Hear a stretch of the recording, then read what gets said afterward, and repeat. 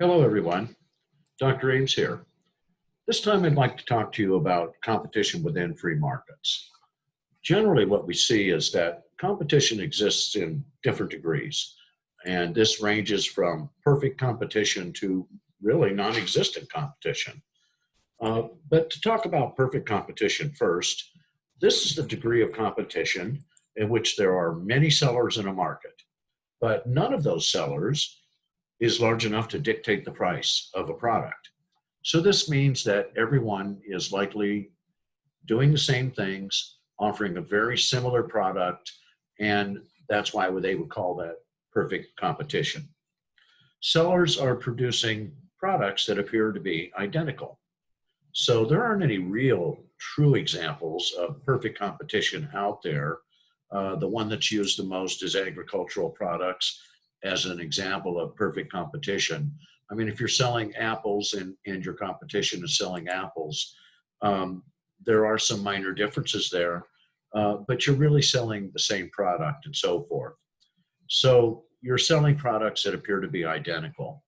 This differs a little bit from the notion of monopolistic competition. Now, this is the degree of competition in which a large number of sellers are producing very similar products, but the buyers are perceiving those products as being different in some way. Generally, the products might really still be very similar, but it's marketing that we are so good at that causes consumers to think that very similar products are completely different when the differences may be just small features or something like that, what something is made out of, for instance. Um, Product differentiation is what makes buyers think that similar products are different, and that is a key to success and to beating the competition and so forth. A good example of this is the fast food industry. Think about it. We have all these competing burger places. At the end of the day, they're all selling burgers. And it's the degree to which they make their burger different from the others that determines who is going to get the most sales and who's going to appeal to the wants and needs of the consumer out there. Now, oligopoly is a degree of competition in which just a few sellers dominate a market. So we talk about, oh, the oligarchs in Russia. And indeed, Russia is a good example of oligarchy. It's where some people, generally the elite in the country, are controlling all the major sources of revenue. And so they are dominating. There's a few sellers and they dominate the market. They don't let others enter the market easily, and they are able to control and set prices and so forth. So it is a way for those who are rich to stay rich and to prevent others from also prospering and gathering wealth.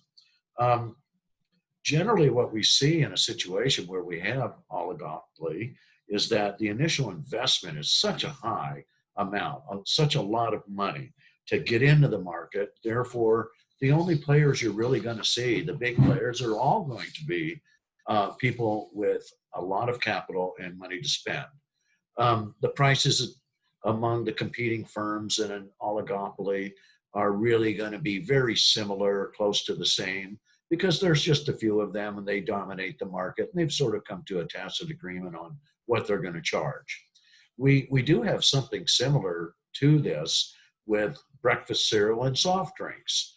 And so those are good examples of that. Breakfast cereal doesn't differ that much. And the cost to make it is very similar, yet we see widely disparate prices and so forth, and different claims made by different soft drinks and so forth. But they are all basically a very similar product that has had a lot of product differentiation and marketing over time that have convinced all of us that these products are really very different from each other. Now, finally here is monopoly. Now, monopoly is a degree of competition in which just one seller is controlling the total supply of a product or a service, and therefore they are able to set the price to anything that they want. We have restricted in our culture anyway, big utility companies from having monopoly status. If there's only one electric company or one gas company in the area, they definitely have a monopoly status. but laws around the country in various states have tended to recognize that and deal with it over time. And they've curbed some of this monopoly status by putting tight regulations and restrictions on decisions they can make, and indeed opening up more competition amongst these utility companies.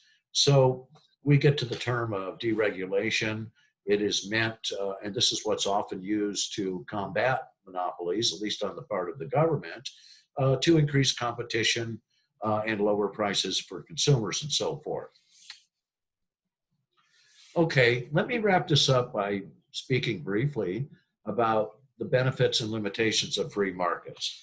Now, we were just talking about the level of competition and so forth within a free market and a lot of other topics previously. On the benefits side, when we have a free market, we get open competition. And open competition among companies means anybody who can come up with the basic means to start a business, who has an idea and has the entrepreneurial spirit, can indeed benefit from that open competition and start a business.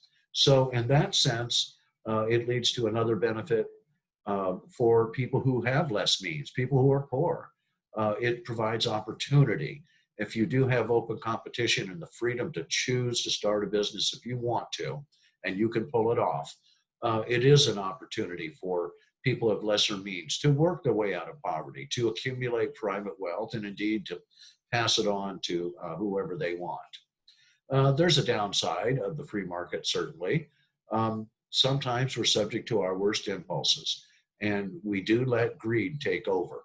This is why in our country, which very much is a free market capitalist society, we have many or a small elite group of extremely fantastically rich people at the top, and they control a huge percentage of all the wealth in our country. Much of this is driven by greed, and it appeals to some of our more negative emotions when we have a free market system like this.